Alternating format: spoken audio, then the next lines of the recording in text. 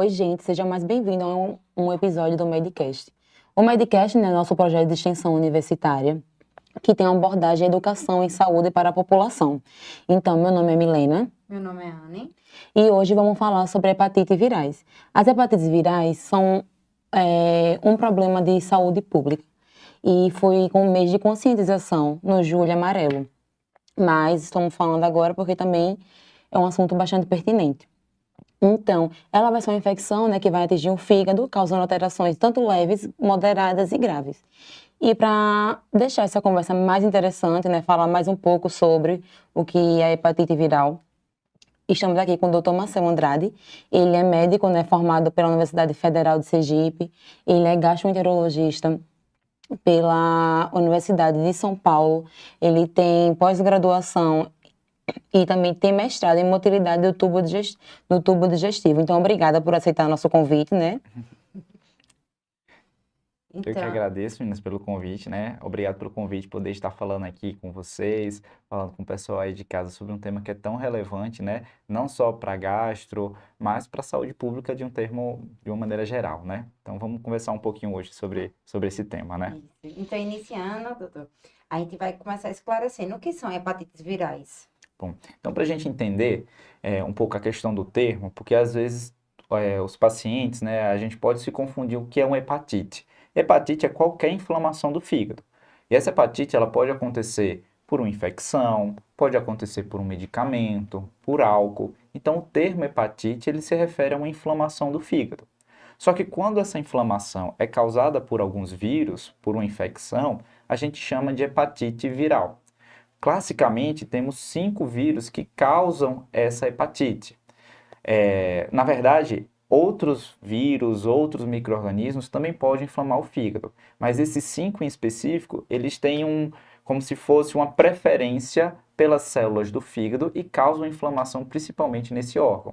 E a gente denomina eles através de letras. Então temos a hepatite A, B, C, D e E. Só que dessas, apenas a E não é encontrada no nosso país. Então, já que o senhor falou sobre esses subtipos, né? Então, vamos iniciar sobre o subtipo A. O que o senhor tem a acrescentar para nós sobre o subtipo A? Então, vamos lá. A hepatite A é a hepatite que ela é mais comum aqui no nosso meio.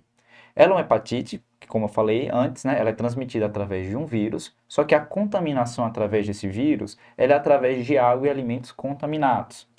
Ela é uma infecção que, normalmente, quando a gente contrai ela, inicialmente ela pode parecer como qualquer outro quadro viral, qualquer outra virose. Então, o paciente pode ter uma diarreia, sintomas gripais, e não necessariamente ele vai saber que é uma hepatite.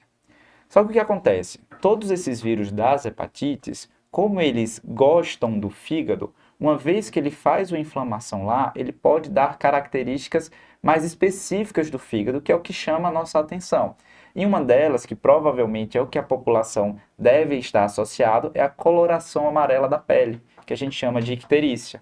Então, quando a gente vê um quadro desse de uma virose que fica mais arrastada e o paciente evolui com um quadro de pele amarelada, de icterícia, a gente logo pensa na hepatite viral, principalmente na hepatite A, certo? A hepatite A ela é muito comum na infância e justamente porque a gente sabe que criança tem mais chance de contaminação com água e alimento, até por brincar, colocar a mão no chão, depois na boca, então essa contaminação acaba sendo mais fácil.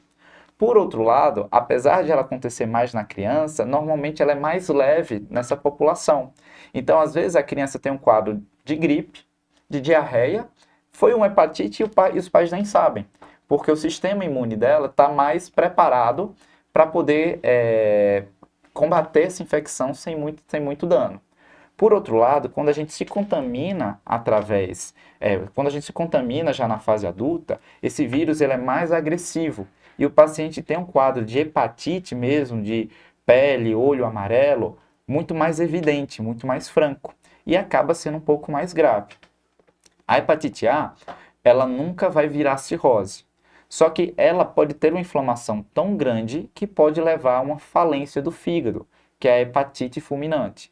E isso também vai acontecer justamente naquela população mais velha, certo? Então, para a gente ter ideia, a hepatite A seria essa. Uma hepatite que pode parecer com uma gripe, com uma diarreia, que pode evoluir com pele amarelada, né? Que ela é mais leve na infância e ela é mais grave na população adulta. A gente estima que existe uma infecção no Brasil em torno de 30% na população abaixo de 10 anos. E outra coisa é que esse vírus, perdão, como ele é eliminado nas fezes, outra forma de transmissão é através da via sexual, principalmente nas relações orais. Porque o que acontece? Não à toa, é muito comum a gente ver surtos de hepatite A, seja através de contaminação, né, de água e alimentos, ou também através de práticas sexuais desprotegidas. Então a gente tem que lembrar também dessas formas de transmissão da doença. Perfeito. E agora sobre o tipo B? Bom, a hepatite B é uma hepatite que ela também já é conhecida há um pouco mais de tempo, né? E felizmente sua prevalência, ou seja, a frequência que ela existe na nossa população é um pouco menor. Ela varia em torno de 0,2 a 0,6% da nossa população.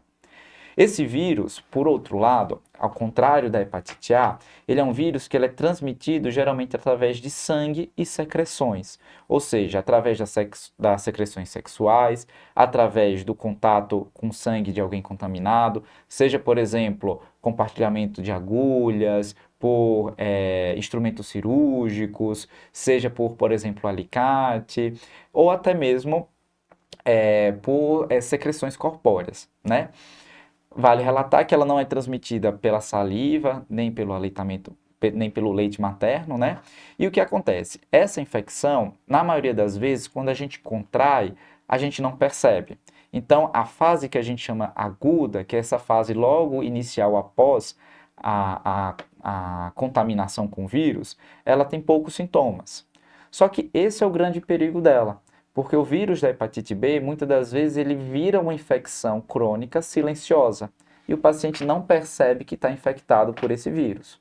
E quando ele vai manifestar a doença, ele já manifesta por conta da sua principal complicação, que é a cirrose.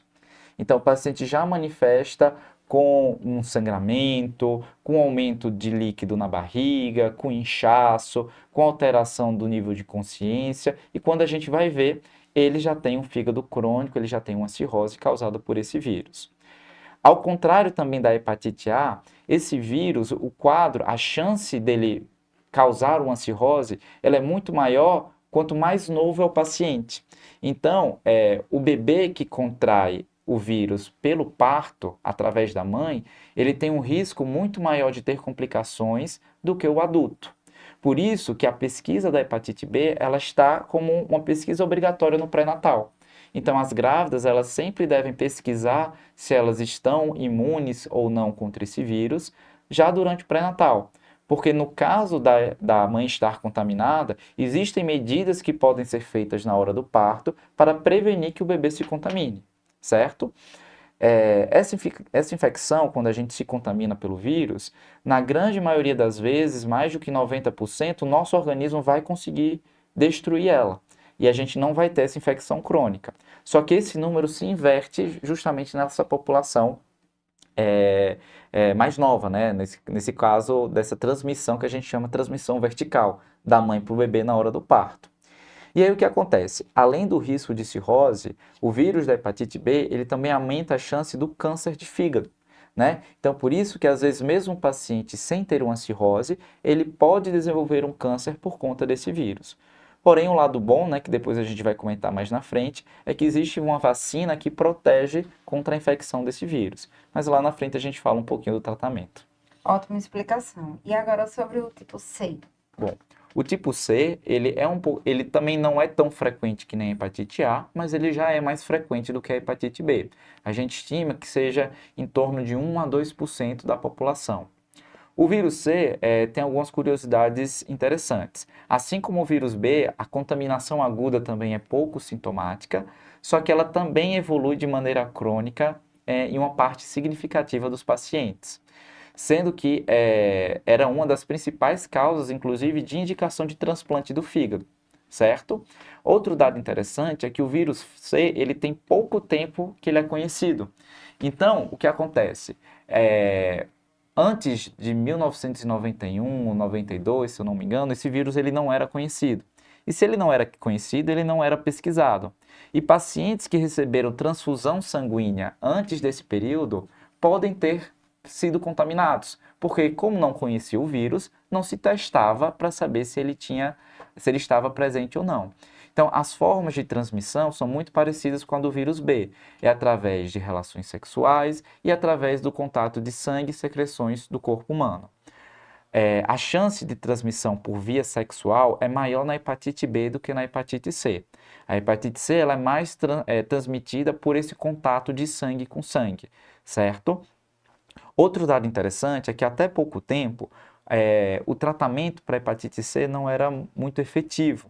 Então, os pacientes eles evoluíam para casos mais graves antes de ter um tratamento que pudesse ser instituído. E hoje a gente já tem um tratamento que é feito em curto prazo, com poucos efeitos colaterais, em que a gente tem taxas de cura superiores a 95%, certo? Então, a hepatite C é essa doença crônica, né? Ela causa essa doença crônica no fígado, é também silenciosa, mas que hoje, apesar de não ter vacina, a gente já tem um tratamento bem efetivo contra ela. Perfeito. E agora sobre o tipo D? Bom, o tipo D ele é um caso especial, né? O tipo D, ele é muito parecido com o vírus B, e uma curiosidade é que ele só pode infectar uma pessoa que já esteja contaminado pelo vírus B ou que se contamine com os dois vírus ao mesmo tempo. Então, ele é um vírus que ele precisa da existência do vírus B para ele poder infectar o indivíduo. É uma infecção que ela é mais comum aqui na região norte do nosso país, na região amazônica. Então, nas outras áreas do país não é tão comum, mas lá na região norte ainda tem número de casos significativos. E o quadro clínico ele é muito semelhante do vírus da hepatite B. Só que quando a gente tem essas duas infecções, acaba sendo um quadro mais agressivo. Então, a possibilidade de evoluir para uma cirrose ela é muito maior quando a gente tem essa infecção dos dois vírus do que quando a gente só tem a infecção pelo vírus B. Foi perfeita a explicação desses 4 subtipos, né, que acometem aqui no Brasil. E sobre essas, qual é que mais cronifica, né? Qual tem mais chance de virar um câncer hepático? Então, vamos lá. Então, falando um pouco dessas 4 hepatites, né? A primeira ideia que a gente tem que ter é que o vírus A ele nunca vai cronificar, né? Então, a hepatite A ela nunca vai causar cirrose no paciente.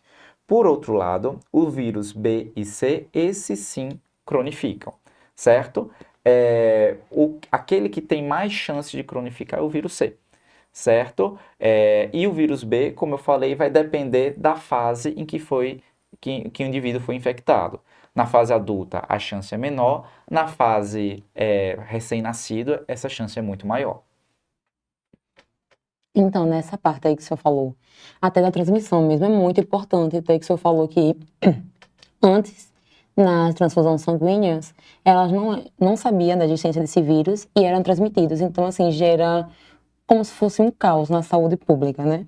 E o senhor falou muito bem, né, sobre os sinais e sintomas de cada um específico. Então, assim, o que para a população o senhor diz quando buscar uma ajuda médica, uma ajuda de um hospital, em um posto de saúde?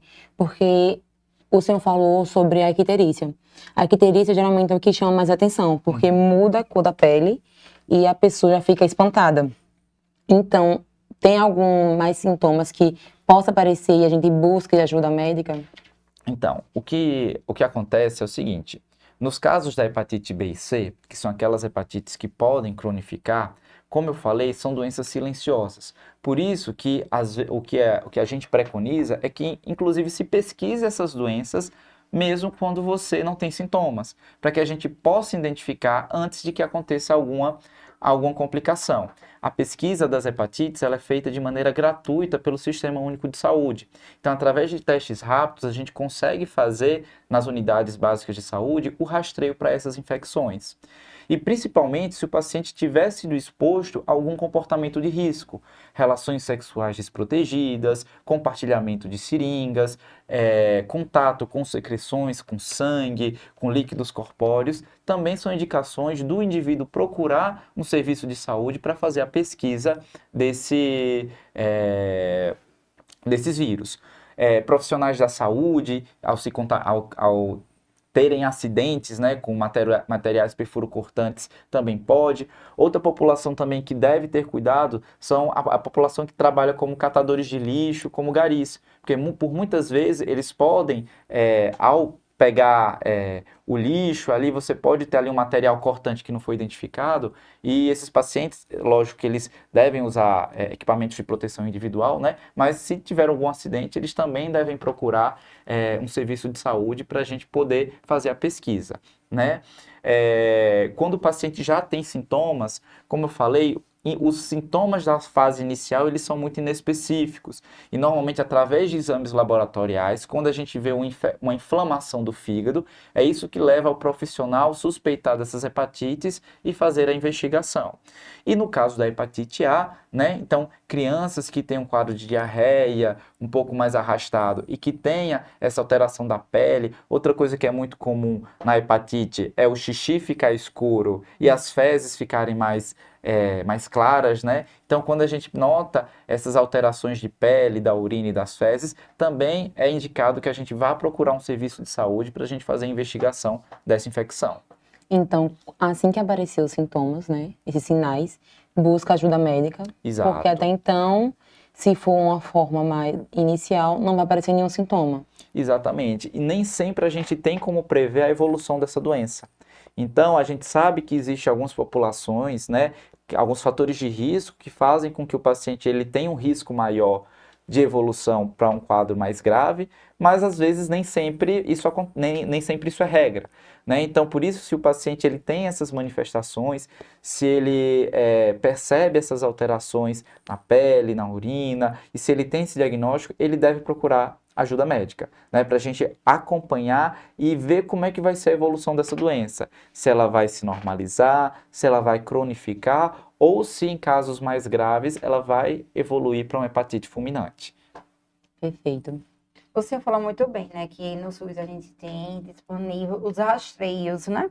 Isso. Então, quais são os exames específicos e também inespecíficos que a gente pode descobrir as hepatites? Então, os exames que a gente faz para detectar as hepatites são os exames que a gente chama de sorologias. Então, as sorologias são os exames que são solicitados para identificar os vírus. E cada vírus tem uma sorologia específica para fazer essa pesquisa. Então, por exemplo, essa sorologia ela pode ser feita tanto através da dosagem no sangue, ou então ela pode ser feita através do teste rápido, em que o paciente ele leva um pequeno furo aqui na ponta do dedo e uma gota de sangue é coletada nos kits.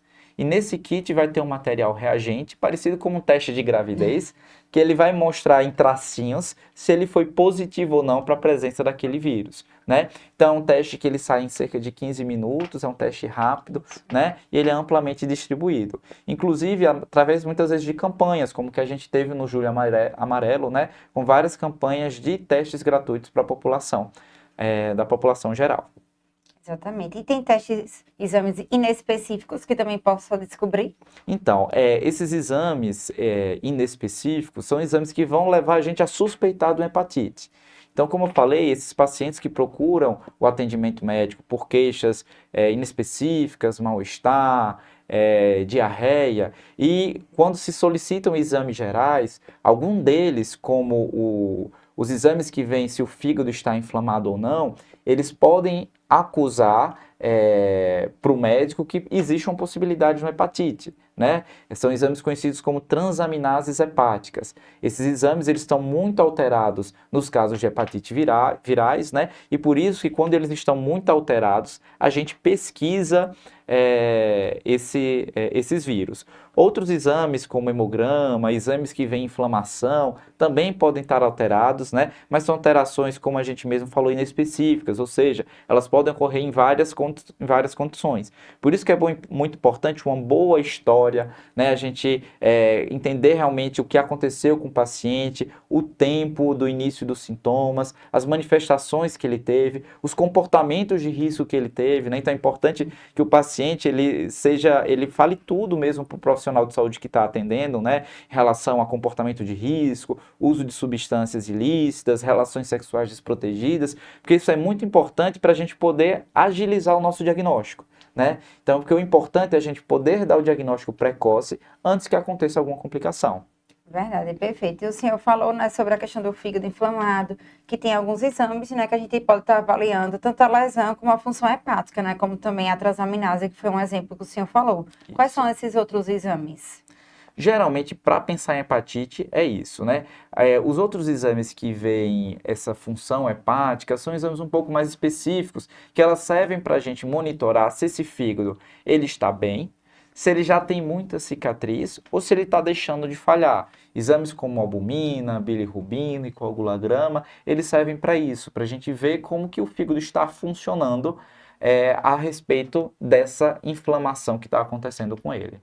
Exatamente, eu acho que agora a pergunta, né, tem cura? Bom, então vamos lá.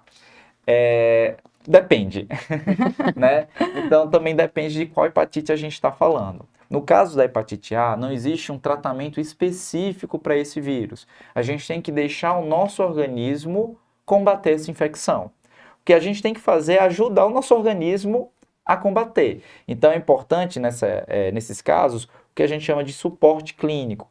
Hidratar, uma boa alimentação e ficar monitorando como é que essa doença está evoluindo.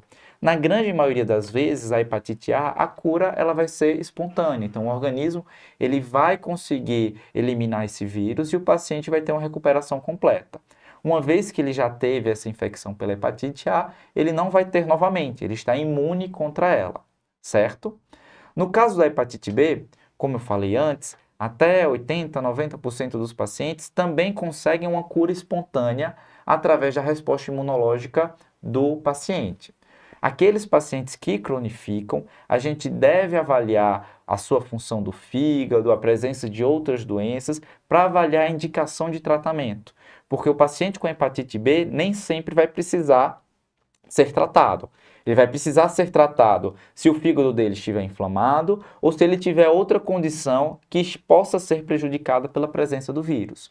O tratamento ele é fornecido pelo SUS e ele é um tratamento crônico. O paciente ele fica tomando esse medicamento para controlar a quantidade de vírus no sangue. Esse paciente com hepatite B, mesmo que ele já tenha sido curado, ele sempre vai ter um marcador de que ele foi contaminado. E por conta da gente tentar evitar uma transmissão, esse paciente, por exemplo, não pode doar sangue, né? Então, no caso da hepatite B, ele não pode. Isso até me faz lembrar um outro caso que a gente acaba identificando esses pacientes. É muito comum pacientes que ao doar sangue, né, ao ir no banco de sangue para doar sangue, é obrigatório fazer esse teste e acabam descobrindo. Então, muitas das vezes o paciente eles são encaminhados do banco do sangue porque o paciente não sentia nada, foi doar sangue e lá foi visto que ele já tinha o contato com esses vírus, né? E o vírus C, né, como a gente falou também um pouco mais cedo, hoje em dia a gente tem um tratamento que é super eficaz, é um tratamento que ele é por via oral, ou seja, através de comprimidos, também totalmente gratuito e disponibilizado pelo SUS. É um tratamento que ele dura ele dura até 12 semanas, né, a depender do caso, e com taxas de cura muito eficazes, né, acima de 95%. Então, hoje a hepatite C a gente trata todo mundo, né, independente de ter um fígado mais doente ou não, a gente trata todo mundo porque a gente almeja essa cura aí tão esperada, né. Aí o senhor falou agora sobre os tratamentos. Então, vamos lá. Quais são os medicamentos que podem ser usados em cada tipo de hepatite? Bom, então os tratamentos específicos são os medicamentos que a gente chama de retrovirais, né, os antivirais. No caso da hepatite B, as medicações são principalmente o tenofovir e a lamivudina, certo? Que vão ter indicações específicas para cada paciente. Por outro lado, no tratamento da hepatite C, o tratamento é um pouquinho mais complexo. A gente tem vários medicamentos com diferenças de subtipos de vírus que podem ser tratados, e esse tratamento ele depende muito da disponibilidade do Ministério da Saúde. Então, o tratamento da hepatite C ele é direcionado através do que a gente chama de portarias. Então, as portarias do Ministério da Saúde ditam quais são os tratamentos que estão disponíveis no momento para esses pacientes. os nomes são nomes um pouco difíceis, né, do paciente entender, como até para a gente mesmo também pronunciar, Daclatasvir, Velpatasvir. Então são nomes muito específicos, mas que a gente seguia através das portarias do Ministério da Saúde. Porque como eu falei, por exemplo, não existe a possibilidade de você querer comprar o tratamento numa farmácia. Todo tratamento ele deve ser disponibilizado pelo SUS. As hepatites virais são doenças conhecidas como doenças de notificação compulsória, ou seja, uma vez que ela é diagnosticada, ela deve ser informada ao órgão de saúde, lógico, preservando a confidencialidade do paciente, né? Os dados pessoais dele não são divulgados, mas essas informações são importantes a respeito de propostas de saúde pública, né? Porque são infecções que a gente deseja erradicar, né? Então, por isso que essas hepatites virais elas devem ser notificadas e o Ministério da Saúde tem um controle sobre esse tratamento justamente para poder monitorar, identificar resistência a tratamentos e poder promover estratégias de promoção à saúde que diminuam as taxas de transmissão e infecção dessa doença. Até entra numa forma assim bem importante, né, para prevenção dessa doença da transmissão. Então, Isso. se aparecer uma pessoa, trata para que as outras ao redor não se contaminem também, né, e não gere um caos na saúde pública. Isso. E falando até um pouco de prevenção, que você falou, né? Existe como a gente se prevenir dessas infecções? Existe, né? Então, o que acontece? A hepatite A, por exemplo, a gente tem vacinas que protegem contra a infecção da hepatite A. A vacina da hepatite A ela é disponível no nosso PNI, né, nosso Programa Nacional de Imunizações, para crianças pelo calendário vacinal. Então, crianças com 15 meses de vida têm indicação de uma dose da vacina da hepatite A, certo? Essas crianças, elas podem tomar essa vacina até os 4 anos, 11 meses e 29 dias, certo? Então, até que elas completem 5 anos, elas podem obter essa vacina gratuita pelo SUS. Indivíduos mais velhos, eles têm direito a essa hepatite nos casos de condições especiais, pacientes com doenças crônicas, pacientes que vão ter alguma imunossupressão, ou através do sistema privado também a gente pode obter essa vacina contra a hepatite A. O caso da hepatite B, também a gente tem uma vacina que ela é disponibilizada no SUS para todos os pacientes em qualquer idade, certo? Pelo Programa Nacional também de Imunização, essa vacina ela é dada logo ao nascimento e depois ela se encontra junto com outras vacinas na chamada vacina pentavalente aos 2, 4 e 6 meses de vida. Na população adulta, a gente faz a vacinação com 3 doses. A primeira dose, uma com 30 dias e outra com 6 meses após a dose inicial também. Então, a hepatite B, a gente tem essa vacina contra todo mundo, para todo mundo, né? E uma vez você vacinado para a hepatite B, você automaticamente está vacinado para a hepatite D, já que ela só existe se o paciente tiver infecção pela hepatite B. A hepatite C é a única que não tem vacina ainda no momento. E a gente também, assim, o senhor falando das vacinas, a gente vê a importância do SUS, né, em relação a isso. Com certeza. Tanto no diagnóstico, que pode ter testes rápidos, que vai no postinho e tem essa disponibilização, como também através de vacina e como através de tratamento. Isso. E como podem ver, né, a hepatite é uma doença crônica. Então, tá ali, se você foi contaminado, fica guardadinha e pode piorar. Exato. Com o tempo. E uma coisa que eu esqueci de comentar, que eu acho que é muito importante também a gente falar, não estou protegido, mas eu me expus a esse vírus. Tem o que fazer? Tem. Então, por exemplo, eu sei que está tendo um surto de hepatite, eu não sou vacinado, e alguém na minha casa se contaminou, o que é que eu posso fazer? Estou gestante. Na hora do trabalho do parto, acabou não fazendo o pré-natal adequadamente, descobre que tem a hepatite B. Tem como eu prevenir que esse meu bebê ele possa contrair? Tem. Que é através das imunoglobulinas. As imunoglobulinas são os anticorpos prontos, né? Então a gente pode ter indicação de fazer esses anticorpos prontos quando o paciente é exposto e quando ele tem um risco maior. Outra população que tem risco é a população dos pacientes que são abusados sexualmente, né? Então a gente sabe que é uma condição muito difícil, né? Principalmente do paciente de ter que procurar um serviço de saúde. Só que é importante porque, apesar de todo o sofrimento, ele precisa buscar ajuda para prevenir contra as doenças, não só com a hepatite, mas para prevenir contra sífilis, contra o HIV, né? E a gente também faz essa prevenção aí, após exposição para hepatite B, também nesses casos desses pacientes. Tudo isso também é fornecido pelo SUS? Totalmente gratuito, né? Então a gente tem que realmente enaltecer que o SUS ele é fundamental nas estratégias de controle e de prevenção dessas doenças. E também falar um pouco sobre a importância dessas vacinas, né?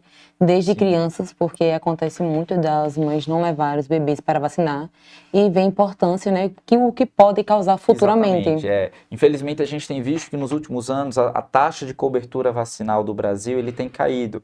E antes nós éramos um país, na verdade, nós ainda somos um país referência, né? Então, o nosso Programa Nacional de Imunização é um dos melhores programas do mundo, né? Então a gente tem várias doenças que podem ser prevenidas através das vacinas e são disponibilizadas de maneira gratuita para todas as nossas crianças, né? Só que infelizmente a gente tem visto que essa cobertura vacinal tem caído, né, para diferentes doenças, mas vamos ter esperança e vamos fazer justamente, por isso que é importante atividades como essa, né, de educação à população, né, para a gente poder conscientizar a população a respeito dessas condições, da importância das medidas de prevenção, para a gente poder melhorar esses índices de saúde, né, do nosso país.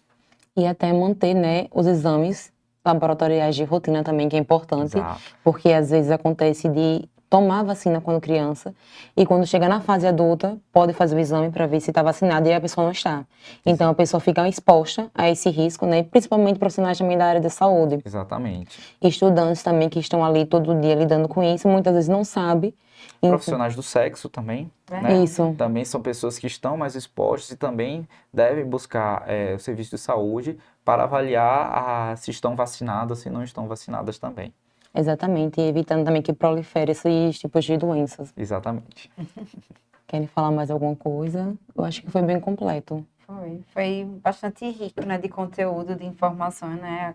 Com certeza a gente conseguiu abranger todos os pontos fundamentais, né, para esse tema. Isso, gente. E se vocês tiverem mais alguma dúvida, né, procurem seu médico, procurem a enfermeira da sua unidade de saúde, que também é capaz de fazer essas orientações, né? Então, procure o serviço de saúde mais próximo da sua residência para poder ter essas informações, tirar dúvidas, fazer os testes rápidos, né, e receber as orientações adequadas.